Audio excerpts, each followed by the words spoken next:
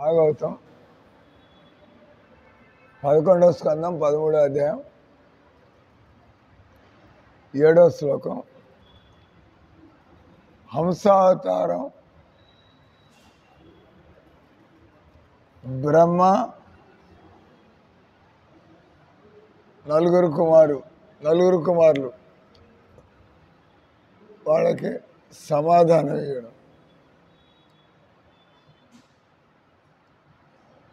వెదురువనమునందలి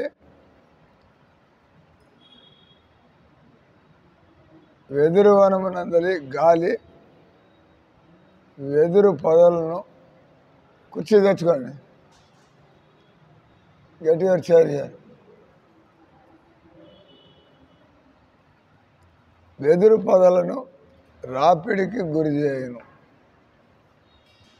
ఎండిపోయినటువంటి వెదురు పొదలు గాలి గట్టిగా వీచినప్పుడు రాపిడి, దానివల్ల మంట రాజుకునే అవకాశం. ఆ రంగానే అడవి మంటలు పుడతాయి. అడవిలో మంటలు ఎవరు అడవి నాశనం కావాలని ఎకరాలు తగలబడాలని ఎవరు చేయరు. కానీ అప్పుడప్పుడు ఫారెస్ట్ ఫైర్, తిరుపతి కొండల్లో మంటలు విన్నాము. విదేశాల్లో, అమెరికాలో రీసెంట్లీ కొద్ది వారాల క్రితమే అమెరికాలో ఎక్కడైతే అతి డబ్బున్న వాళ్ళు ఉంటారో, లాస్ వేగాస్ అంటారు, ఈ గ్యాంబులింగ్ ఫిలిం ఇండస్ట్రీ వాళ్ళు, అంటే అతి డబ్బున్న వాళ్ళంతా ఉండేటువంటి లాస్ వేగాలో వాళ్ళు ఎవరికి కంట్రోల్ కాలేదు. అది మొత్తం అన్ని కాల్చి పారేస్తారు. అంటే దీని నుంచి అట్లాగే మనం సంసార దావానల మనం రోజు మొట్టమొదటి దేవుడి ముందుకు వచ్చి పాడేటువంటి పదం సంసార దావా నలలిధలోక త్రాణాయ కారుణ్య ఘన ఘనత్వం ప్రాప్తస్య కళ్యాణ గుణార్ణవస్య వందే గురు శ్రీ చరణారవిందం. ఈ సంసారాన్ని మన శాస్త్రాలు, మన ఆచార్యులు దీన్ని అక్కడ కూడా అడగమంటారు. రాజశేఖర్ ఆర్పడానికి చూస్తున్నాడు, ఆరటల్లాది నేను పోయా ఆరలేదు. అంటే అడగమంటలు ఎవరు ఆపు చేయగలరు? భగవంతుడి ఏర్పాటు వల్లే ఆగుతాయి తప్పితే మానవుల ప్రయత్నంతో అడవిలోకి అగ్నిమాపక ఇంజన్లు పోలేవు. అక్కడ ఆ కాలిబాటలో అక్కడికి చేరుకునే అవకాశం ఉండదు. రాజశేఖర్ రెడ్డి సీఎంగా చచ్చిపోయినాడు. సీఎం మొత్తం స్టేట్కి హెడ్. నిమిషాల్లో అన్నీ తెలియాలా. ఎక్కడో అడవి మధ్యలో పోతే ఎలా చేరుకోవాలో ఎక్కడ ఏమీ తెలియదు. ఈ లోపలంతా అయిపోవాల్సినంత అయిపోయింది. అంటే భగవంతుడు మనల్ని ఒక విధంగా చంపాలంటే ఎవడు కూడా కాపాడలేదు. భగవంతుడు కాపాడాలంటే ప్రపంచం అంతా ఒకటే అని కూడా ఏం చేసుకోలేడు. రాకే కృష్ణ మారే కృష్ణ రాకే కృష్ణ మారే. కృష్ణుడు ఎవరినైతే చంపాలని నిశ్చయించుకుంటాడో వాడిని ఎవడు ప్రపంచం అంతా ఒకటైనా కూడా కాపాడలేదు. కానీ కృష్ణుడు ఎవరినైతే వదిలిపెట్టేస్తాడో అటువంటి వాడిని భగవంతుడు కాపాడాలంటే ఎవరు చంపలేరు, భగవంతుడు చంపాలంటే ఎవరు కాపాడలేరు. దీనంటే సంసార దావానలం. ఈ దావానలం మనం రెండు చేతులు ఎత్తేసి ఆ వాయుదేవుడు లేదా ఆ వరుణ్ దేవుడు వాళ్ళకి, లేదా కృష్ణుడు, వీళ్ళిద్దరికి పైన వాళ్ళకి ఏదో మనం అంటే ఏదైనా జరుగుతుంది. అందుకే మనం ఎందుకు భయం చేస్తున్నామో పరిస్థితులు మన అదుపులో లేవు. ప్రతి మనిషి ఎందుకు భజన చేయాలా? ఎందుకు భజన చేయాలంటే మనం ఆల్రెడీ మన చేతి నుంచి బాణం వదిలేసాం. బాణం వదిలిన తర్వాత ఇట పోవాలి అట పోవాలి వేస్ట్. వదిలారంటే అయిపోయినట్టే. ఇంకా దాన్ని పరిణామాలు మీరు ఎదుర్కోవాల్సిందే. ఈ సంసారంలో మనం భూతకాలంలో కర్మలు చేసాము, దానివల్ల పరిస్థితులు వస్తున్నాయి. ఏం చేసుకున్నాడు దాన్ని ఆపు చేయ ఏమైనా ఆపు చేయగలిగితే భగవంతుడు. మనం ప్రతి ఒక్కళ్ళు ఒప్పుకోవాలి, నేను దుష్టురాల్ని, నేను పాపాత్ముడను. ఇప్పుడే ఇది మంచి మాటలు విన్నా కూడా నా బుద్ధి ఎట్లా ఉంటే, నేను ఇవన్నీ లేనప్పుడు భజన చేస్తూ మంచి మాటలు వింటూ సేవలు చేస్తున్నా కూడా మన బుద్ధి ఇట్లా వక్రంగా ఉంటే, మనం మంచి మాటలు వినకుండా, భజనలు చేయకుండా, దేవుడికి సేవలు చేయకుండా ఎలా మన కర్మలు తొలుగుతాయి. కాబట్టి దీని అంటారు భక్తి అనేటువంటిది ఈ మంటల్ని ఆర్పడానికి ఏ విధంగా నీళ్లు పోస్తాం, అడవి మంటలు ఆగడానికి పెద్దగా వాన వచ్చేసిందంటే ఎక్కడికక్కడ ఫినిష్. మనుషులు చేయలేరు. ఇటు పోతుంది అటు పోతుంది మంట, అటు పోతుంది ఇటు పోతుంది మంట. మీ బకెట్ నీళ్ళతో మీరు నోరేళ్ళ పెట్టి నిలబడాలి అక్కడ. అంటే ప్రతి మనిషి కూడా ఈ సంసారానికి రావడం, మనం చేసిన పెద్ద తప్పేంది అంటే ఈ సంసారంలోకి రావడం. వచ్చిన తర్వాత ఇక్కడ ఏముంటుంది అవన్నీ కూడా ఎత్తుకోవాల్సిందే. ఎవడు రమ్మన్నాడు అసలు మిమ్మల్ని ఇక్కడికి? ఎవడు మిమ్మల్ని ఈ సంసారానికి రమ్మన్నాడు? భగవంతుడు పంపించలేదు, కృష్ణుడు మిమ్మల్ని ఇక్కడికి పంపించలేదు. వినపడుతుందా లేదా? దగ్గర రండి. ఇంకా మనల్ని కృష్ణుడు ఇక్కడికి పంపించలేదు. కృష్ణుడు ఆయన సమదర్శి.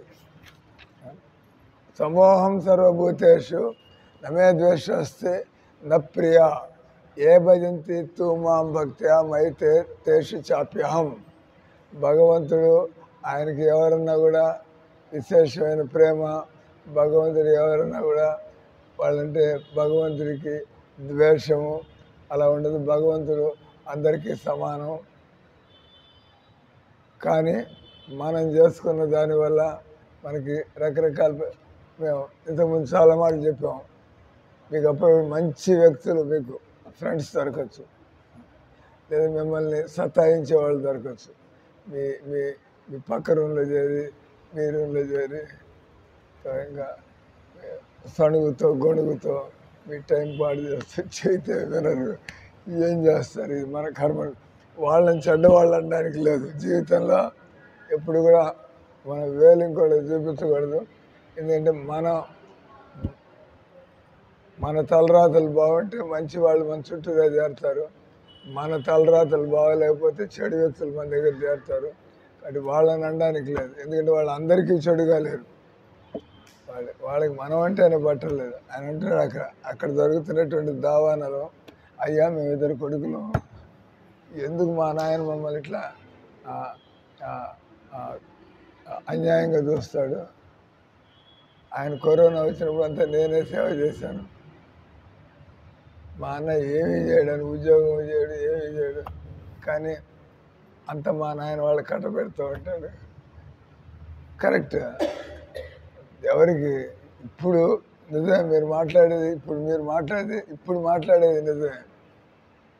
మీరు కష్టపడుతున్నారు, మీరు సేవలు చేస్తే ఆయన నాకు దొరకటం లేదండి, వాళ్ళు ఏమీ చేయట్లేదు, కానీ వాళ్ళు సుఖంగా వాళ్ళకి అన్నీ దొరుకుతున్నాయండి. దానికి మన మనసు ఈ విధంగా తాపానికి గురికా అంటే మంటల్లో తాపం కలుగుతుంది. ఏంది అన్యాయం అంతా? కానీ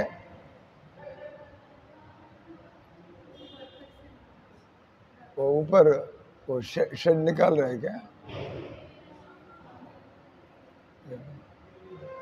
సో ఎప్పుడైనా కూడా ఎంత ఘోరమైన అన్యాయం జరుగుతున్నా కూడా మామూలుగా ఆపడానికి ప్రయత్నం చేయాలి. ఇక్కడ జనాలు ఏది జరుగుతున్నా నా కర్మలోనే భగవంతుడు అట్లా అంటున్నాను.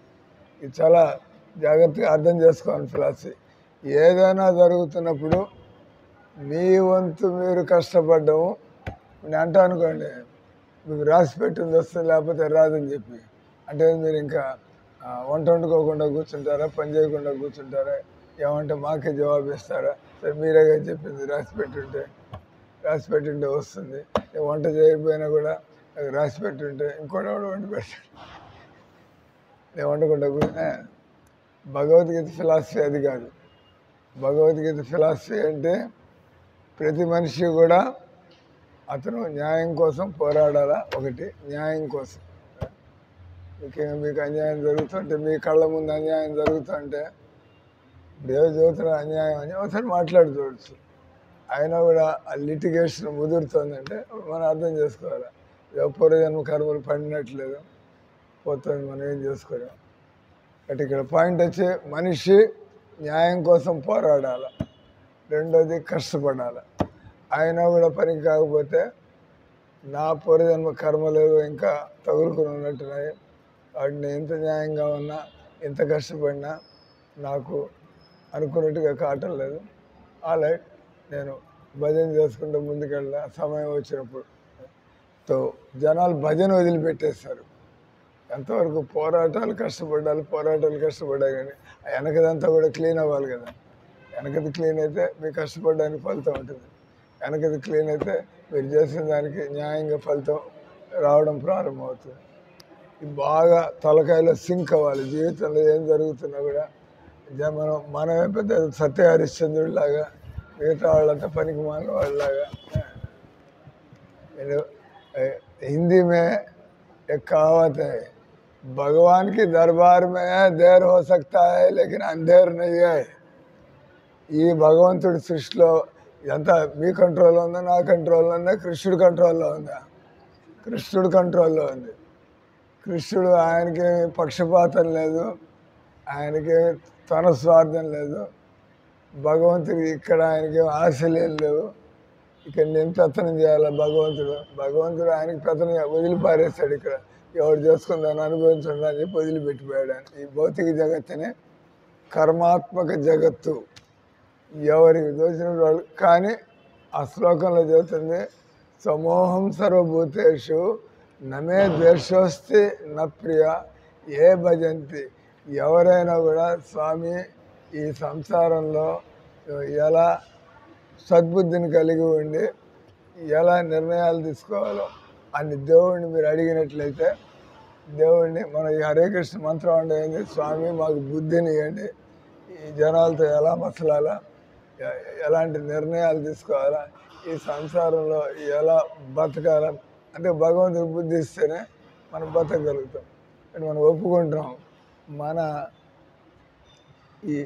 ఈ మట్టి తలకాయి, మన ఈ పెట్టి మైండెడ్నెస్ మనకి, దీంతో మన ఈ ప్రపంచంలో నేను మన తెలివితేటలు కలబెట్టుకుంటున్నాం. కాబట్టి ఎప్పటికప్పుడు భక్తులు అంటే సావధాన్, ఎప్పటికప్పుడు సాధకులు ఏ రోజుకు ఆ రోజు భజన చేస్తూ భగవంతుడు విధానాల్ని అర్థం చేసుకోవడానికి తప్పు పట్టడాలు, అన్యాయాలని వాళ్ళ మీద వీళ్ళ మీద అంటే కలబెట్టుకుంటూ అనవసరంగా, అంటే మీరు ఇంకోళ్ళని అనవసరంగా అంటే ఇంకో కొత్త ప్రాబ్లం ప్రారంభమవుతుంది. కాబట్టి భక్తులు ఎప్పుడు కూడా మౌనంగా ఉంటారు, భక్తులు గంభీరంగా ఉంటారు, భక్తులు ఎప్పుడు చక్కగా సాధన చేసుకుంటూ పరిస్థితిని అర్థం చేసుకోవడానికి, ఈ సంసారంలో బతకడానికి మనకి ఆ మాత్రం ఓపిక ఉండాలి, ఓర్పు ఉండాలి. ఏది జరుగుతున్నా కూడా ఓపిక. ఎందుకంటే భగవంతుడు ఇక్కడ ఆయన కళ్ళు మూసుకుని కూర్చోలేదు, ఆయన అన్యాయం చేయటం లేదు. ఎవరు మన కర్మల్ని ఎవరు కూడా నాకు రావాల్సిన ఎవడూ లాగేయలేడు, నా నుంచి పోయేటువంటిది ఎవడు ఎంత పోరాడి నాకు ఇప్పించలేడు. అంత నేను భగవంతుడి వ్యవస్థ పక్కా పర్ఫెక్ట్. అంటే భక్తులు కొద్దిగా ఓపిక పట్టాలా, వాళ్ళు కొద్దిగా కష్టపడాలా, వాళ్ళు కొద్దిగా ఆ భగవన్నామంతో ముందుకు పోతూ ఉండాలా. సమయానికి ఆఖరి ముందు వస్తే జరిగిందంతా కూడా నా నిజ లాభానికి. నిజ లాభం అంటే జీవితంలో ఏం జరుగుతున్నా మీకు వైరాగ్యం పెరుగుతుందంటే మంచిగా జరుగుతుంది. మీకు ఏం జరుగుతున్నా మీ భక్తులు ఎదగాలనిపిస్తుందంటే మీకు జరుగుతున్న పరిస్థితులన్నీ మీ భక్తులని ఎదగాల, అనే ఆలోచన దారి అంత జరిగినంత మంచిగా జరుగుతుంది. అంటే కష్టాలు రావడంలో కొంతమంది మందిరంలోకి వచ్చి చేరిపోతాడు.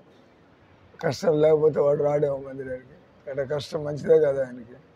కష్టాలు వచ్చాయి కాబట్టి వాడికి రావడం ప్రారంభం. అంటే లేకపోతే కొట్టుకుపోతాడు. ఏ జన్మలు, ఏం ఆలోచనలు, ఏం పనులు. అంటే మనుషులు ఈ విధంగా చూడడం నేర్చుకోవాలి. అంటే భగవద్గీత చెప్పేదంటే 2 విషయాలు. ఒకటి ఏమంటారు, భాగ్యము పురుషార్థం అంటారు. భాగ్యం అంటే రాసిపెట్టి ఉన్నటువంటిది. పురుషార్థం అంటే మానవ ప్రయత్నం. మానవ ప్రయత్నము భాగ్యం. మనకి పురుషార్థం అది మన చేతుల్లో ఉంది. భాగ్యం మన చేతుల్లో లేదు. అది వదిలేసిన బాణం లాంటిది. ఏం చేశానో ఏం రావాలో. వాటి మనుషులు ఎప్పుడు కూడా భగవంతుని దగ్గర పెట్టుకుని వాడి జీవితంలో, అందుకే గీతలో అంతా ఉపదేశమైంది. లాభం వస్తే పొంగిపోమాక, కష్టం వస్తే కుంగిపోమాక. ఈరోజు కష్టాల్లో ఉన్నవాడు రేపు కోట్లలోకి వెళ్ళిపోవచ్చు. ఈరోజు కోట్లలో ఉన్నవాడు రేపు కట్టెలు అమ్ముకుని బతికే పరిస్థితి రావచ్చు. సమయం చాలా బలమైనటువంటిది. సమయానికంటే కూడా మన కర్మలు బలమైనటువంటి, అవి బలవంతంగా మన చేత అనుభవింపజేస్తాయి. కాబట్టి మీ చేతిలో ఉన్నటువంటిది నేను ఈ రోజుని ఎలా జాగ్రత్తగా గడపాలి. ఫలితాలు అనుకూలంగా ఉంటాయి, ప్రతికూలంగా ఉంటాయి. Don't worry, just you be worried about your job. నేను జీవితంలో ఇప్పుడు మీరు ఒక అబద్ధం చెప్పి డబ్బులు ఎత్తేయచ్చు, ఏం కాదు మీకు. కానీ మీకే తెలుస్తుంది నేను మనసు చంపుకొని ఈ పని చేస్తున్నాను. అంటే మనం పరమాత్మ గొంతు నొక్కుతున్నాం. నువ్వు నాకేం గుర్తు చేయక్కర్లేదా అంటే బాగా నువ్వు చేసిన దాన్ని అనుభవించడం అని తప్పుకుంటాడు. ఈ రకంగా జీవితంలో మనం భగవద్గీత చెప్పేది బతికే పద్ధతి ఏంది, మనుషులు మనంతరం పరమాత్మ సాక్షిగా నిజాయితీగా ఉండాలి. జనాలతో నిజాయితీగా. రెండోది మన వంతు మనం కష్టపడాలి. ఇది కష్టపడకుండా ఏది సమకూరదు ఈ సంసారంలో. ఏదేదో వేమన శతకంలో ఒక పాట ఉంది. దానిలో అంటాడు,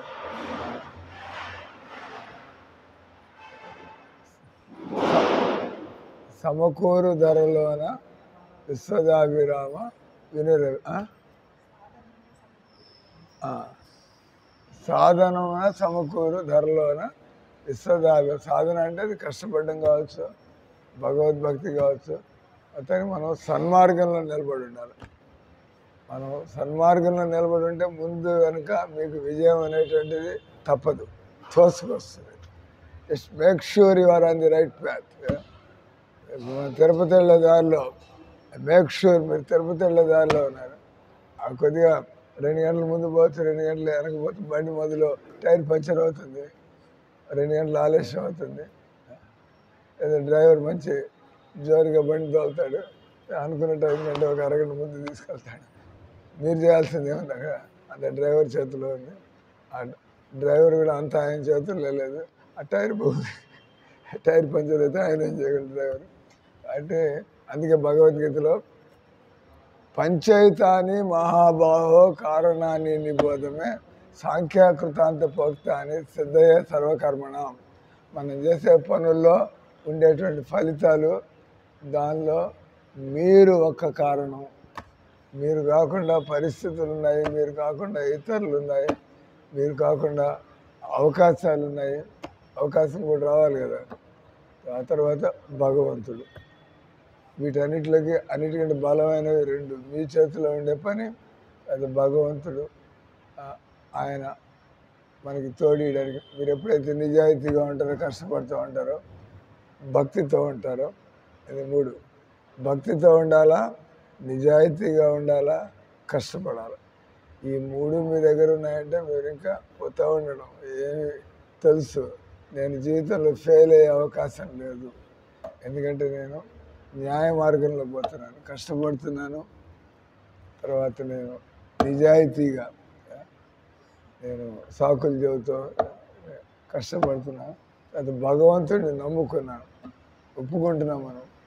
ఆ భగవంతుడే మనకి బుద్ధినిస్తే మనం ఏ సమయానికి ఏం మాట్లాడాలా, ఏ సమయానికి ఏం చేయాలా అని ఆయన మనకి బుద్ధిని అడిగితే ఇస్తాడు. ఆయన చదువుతున్నాడు, ఏ భజంతు తూమాం భక్త్యా మైతే తేషు చాప్యం. ఎవరైనా నా దగ్గరికి వస్తే, భగవంతుడు దుర్మార్గుడి దగ్గర వస్తే, నువ్వు దుర్మార్గుడు, ఇప్పుడు నేను నీ గురించి ఆలోచించదలుచుకోవాలా. భగవంతుడు అట్లే ఉంటుందా. ఎవడైనా కూడా పరమ దుర్మార్గుడు ఆయన దగ్గరికి వచ్చారంటే కొద్ది రోజుల్లోనే టాప్, ఆయన మహాత్ముడిగా మారిపోతాడు. క్షిప్రం భవతి ధర్మాత్మ సస్యశాంతిం నిగచ్చతి కౌంతేయ ప్రతిజానీహ నమే భక్త ప్రణశ్యతి. సందేహం లేకుండా ఎవడైతే కృష్ణుని భగవంతుడిగా స్వీకరిస్తాడో, సందేహం లేకుండా ఎవడైతే భజన మార్గాన్ని, భగవంతుడు భజన చేయమంటాడు కదా క్లియర్గా భగవద్గీతలో, తేషాం సతతాం ప్రీతిపూర్వకం తేషాం సతతయుక్తానాం భజతాం ప్రీతిపూర్వకం. ఈ మన బుద్ధి మారాలంటే, బుద్ధి అంటే ఆలోచనలు పుట్ట బుద్ధి, అది సరిగ్గా రావాలంటే పవిత్రమైనటువంటి భగవన్నామం దివ్య ధ్వనిని మళ్ళీ మళ్ళీ వినిపిస్తామంటే మన కుక్క బుద్ధి లాంటిది. అది కూడా వెలుగా భగవన్నామంతో మన బుద్ధి కాస్త మారిపోతుంది. అప్పుడు చక్కగా మనం న్యాయంగా కష్టపడుతూ శ్రేయస్సు భగవంతుడికి ఇస్తూ నేను చేశాను అని చెప్పుకుంటూ తిరగడం కాదు. మీకు కాళ్ళు చేతులు సరిగ్గా ఇచ్చాడు కాబట్టి మీరు చేశారు, మీ తలకాయ సరిగ్గా ఇచ్చాడు మీరు చేశారు, కొంచెం మీరెందుకు క్రెడిట్ తీసుకునేది. మీకు సరైనటువంటి శరీరం ఎవడిచ్చాడు, మీకు ఆ సక్రమమైన బుద్ధి ఎవడిచ్చాడు. అంటే ఇప్పుడు ప్రభుపాద అన్ని పనులు చేశాడు. ఆయన భగవంతుడు నన్ను నిమిత్తంగా పెట్టి అంటే చూస్తున్నాడు నా ద్వారానే జరిగిందని, కానీ నేను చేశాను చెప్పాను. నన్ను మధ్యలో పెట్టి భగవంతుడు ఈ పనులు అయ్యేట్టుగా చూశాడు. అంటే కేవలం నేను ఆయన కోసం పనిచేస్తుంటే నా ద్వారా ఈ పనులు చేయించుకున్నాను. అక్కడ భగవంతుని తోసేసి నేను చేసా అంటారు కదా. కాబట్టి మనకి ఈ విధమైన ఆలోచన సరళి మనకి అలవాటు అయిపోవాలి. ఎప్పుడు చూస్తున్నాడు అప్పుడు మనం ఇతరులతో తేడా అహంకారానికి పోతే మీ ఫ్రెండ్స్ అంతా పోతాడు, నీ బతుకు నీతో నాకేం పంటలు లేచిపోతాడు. అక్కడి అహంకారానికి పోతాడు. మనం వినయంగా అంటే చక్కగా అందరూ కూడా మన వెనకాల ఉంటారు. ఈ రకంగా మనకి యోగ్యతలు ఏమన్నా ఉంటే మనం ఏదో స్పెషల్ అనుకుని ఇతరులను చులకనగా చూడడం, అంటే ఎన్ని యోగ్యతలు ఉన్నా కూడా ఇది ఇతరులకు ఉపయోగపడే విధంగా నేను నా యోగ్యతలను ఉపయోగించాలి. అంతేగాని మీరంతా పరిజ్ఞానాలు, మీరంతా దద్దమ్మలు, మీరంతా చవటలు, ఇక్కడ మనకు దండం పెట్టి ఎవడు దాన్ని అడిపోతాడు. అప్పుడు మనకు తెలిసి వస్తుంది ఎవడు చేస్తాడు. ఈ రకంగా అంటే భగవద్భక్తుడే ఈ సంసారంలో. అందుకని కృష్ణ భక్త బడా చతురు, కృష్ణ భక్తులు ఇక చతురు. ఈ ప్రపంచంలో మనంగా చేసేది భగవంతుడి హుకుం, భగవంతుడి ఆయన యొక్క విధానం నడుస్తూ ఉంటుంది. నేను ఆయనతో సహకరించాలా, నా కోరికలు ఆయన నాతో సహకరించాలి. మనం అంతా స్వామి నాతో మీరు సహకరించండి అంటే భగవంతుని కూడా తప్పు చేయమంటున్నాం. భగవంతుడు తప్పు ఎందుకు చేస్తాడు? భగవంతుడు పట్టించుకోండి అట్లాంటి ప్రార్థన. భగవంతుడు ఎప్పుడైనా స్వామి I want be part of your plan, ఓ దేవుడా మీ ప్లాన్ అంతా నాకు అర్థం కావట్లేదు, ఆ ప్లాన్ నాకు తెలియజేయండి. ఓ దేవుడా నాకు సొంత ప్లాన్లు పెట్టుకోదలుచుకోలేదు, మీ ప్లాన్లో నేను ఏ పాత్ర పోషించాలో చెప్పండి, ఆ పని నేను చేసుకుంటా ఉంటా. వాడు ఎంత సుఖపడతారు. ఎప్పుడైనా కూడా మనకి వేరే కుంపటి పెట్టినప్పుడే అంత బాధ్యత మన మీద తీసిపడుతుంది. మనం భగవంతుడు సహకరిస్తా అంటే మనకి జరగవలసినటువంటి మంచి, ఎక్కువ మంచి మనకి దొరకవలసినటువంటి మనకి అత్యంతంగా కలగాలంటే bus just cooperate with plan of Krishna. భగవంతుడి ప్లాన్ తెలుసుకోవడానికి ప్రయత్నం చేయండి. భగవంతుడి ప్లాన్తో మనం మమైకం కావడానికి ప్రయత్నం చేయాలి. ఇక్కడ చదువుతుంది ఈరోజు శ్లోకం కాబట్టి వెదురు వనమునందరి గాలి వెదురు పొదలను రాపిడికి గురిచేయను, అట్టి ఘర్షణకు ఫలితంగా అగ్ని రగలగా అది జన్మమునకు వెదురు వనాన్ని భస్మము చేయును. ఆ విధంగా అగ్ని సహజంగానే తన కార్యముచే శాంతించును. అట్లే ప్రకృతి గుణముల పోటీ పరస్పర క్రియచే స్థూల సూక్ష్మ దేహములు తయారగును. మనిషి తన మనస్సును దేహాన్ని జ్ఞాన సాధనకై వాడినచో అట్టి జ్ఞాన ప్రవాహం దేహమును సృజించిన ప్రకృతి గుణములను నశింపజేయును. ఆ విధంగా అగ్ని వలె దేహము మనస్సు తమ కార్యములచే తమ జన్మ మూలమునే నశింపజేసి శాంతింపగలవు. కాబట్టి మళ్ళీ మనకి శరీరాలు జీవితంలో ఎప్పుడు కూడా మన టార్గెట్ ఎప్పుడు కూడా నేను మళ్ళీ శరీరాల్లోకి రాకుండా ఉండాలా. మన టార్గెట్ ఎప్పుడు కూడా నేను భగవంతుడి ప్రేమలో పడి బతికే విధంగా నేను నా జీవితాన్ని సాధనలో పెట్టుకోవాలా. అంతేగాని ఏదో మనకి చెత్త కోరికలు అది ఇది ఉండి అది అది ఆ కోరిక తీరినా కూడా అది దానివల్ల కలిగే సుఖం కొద్ది నిమిషాలు కూడా ఉండదు. ఈ శ్లోకంలో గుణ వ్యత్య యజ అనే ప్రధానం సహజ క్రమంలో మార్పులు లేదా పరివర్తన, వ్యత్యయ అనే పదం సూచించు. ఇలా భక్తి సిద్ధాంత సరోజ్ ఠాకూరు వైషమ్య అనే సంస్కృత పర్యాయ పదాన్ని ఇచ్చి వ్యత్యయ అనే భావాన్ని వివరించింది. అది అసమానతను లేదా తగని వైవిధ్యాన్ని సూచించు. ఈ విధంగా గుణ వ్యత్యయ యజ అనే పదం ద్వారా అర్థం చేసుకోవాల్సింది ఏమనగా ప్రకృతి మూడు గుణాలు అస్థిర సంబంధం వలనే దేహం తయారగును. అట్టి మూడు గుణముల నిరంతర మార్పు నిష్పత్తుల్లో నెలకొని ఉండరు. ప్రకృతి గుణముల నడుమ నిరంతర ఘర్షణ లేదా ఈ ప్రకృతి అనేది మనం ఈ ప్రకృతి ద్వారా ప్రభావితం కాకుండా ఉండడానికి భగవన్నాము. అప్పుడు మనకు కోపం వస్తుంది, అప్పుడు మనకి డల్నెస్ వస్తుంది, అప్పుడప్పుడు ఉత్సాహం వస్తుంది, అప్పుడు మనకి ఆవేశం వస్తుంది. మనం వీటన్నిటి ద్వారా కూడా ప్రభావితం కాకుండా ఈ మూడు గుణాల ప్రభావం అంటే ప్రకృతి దాని పని చేస్తుంది. ఉదాహరణకి అంటారు కదా, ఇది ఒక ఉదాహరణ ఇచ్చు, ద్రష్ట అంటారు. ద్రష్ట అంటే మన మనస్సుని మనమే చూస్తూ ఉండడం.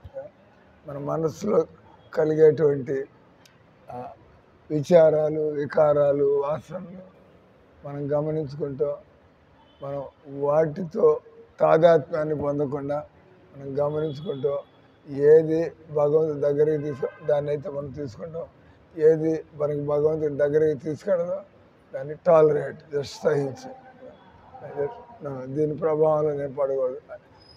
ఆ శక్తి హరే కృష్ణ హరే కృష్ణ కృష్ణ కృష్ణ హరే హరే హరే రామ రామ రామ హరే హరే. మంచి వ్యక్తి ఒకప్పుడు రజోగుణముతో పీడితుడు కావచ్చును. రజోగుణ వ్యక్తుడు ఒకప్పుడు సమస్యను త్యజించి విశ్రాంతిని తీసుకొని వచ్చును. అజ్ఞాని ఒకప్పుడు తన దూషిత జీవితాన్ని విసుగు చెందవచ్చును. అంటే మనకి తెలియదు ఎప్పుడు మనిషి మారుతాడు. రజోగుణ వ్యక్తుడు మరొకప్పుడు తమో గుణం వల్ల చెడు అలవాట్లకు లోను కావచ్చును. ప్రకృతి గుణములు, అందుకే ప్రభువా అంటారు, don't identify with modes of nature. ప్రకృతి గుణముల అన్యోన్య సంఘర్షణ కారణంగా జీవుడు విశ్వమంతటను పరిభ్రమించుతూ దేహాన్ని తయారు చేసుకొని చూడు.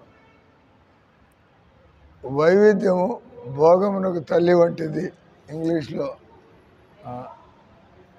Variety is the spice of nature. వైవిధ్యం భోగమునకు తల్లి వంటిదని చెప్పబడింది. అట్లే భౌతిక స్థితిని మార్పు చేయటం ద్వారా దుఃఖము, నిరాశ అన్నవి సుఖ సంతృప్తులుగా మారగ ఆశను, గుణ వైవిధ్యం బద్ధజీవులకు మనం అందరం అనుకుంటూ ఉంటాం. పరిస్థితులు మారిస్తే మనం సుఖపడతామని బద్ధజీవులు అనిపిస్తాం. కానీ ఒకవేళ మనిషి ఎంతో కొంత భౌతిక సుఖాన్ని పొందినా అనివార్యము గుణ ప్రభావం అది శీఘ్రమే మారిపోతూ ఉండే. ఎంతో కష్టపడి ఏదో పరిస్థితికి వస్తాం, కానీ ఇంకో సమస్య వచ్చి పడుతుంది, అరే మళ్ళా మొదటికి. అంటే ఈ సంసారంలో మనం బయట పరిస్థితుల యొక్క మార్పు వలన నేను సుఖపడతాను అనేటువంటి ఆలోచన వదిలిపెట్టండి. ఎవడైతే తనలో తాను సుఖంగా ఉంటాడో వాడు సుఖవంతుడు, లేకపోతే బతుకంతా కూడా వెతుకులాట్లోనే జీవితం గడుస్తూ ఉంటుంది. హరే కృష్ణ హరే కృష్ణ కృష్ణ కృష్ణ హరే హరే, హరే రామ రామ రామ హరే హరే.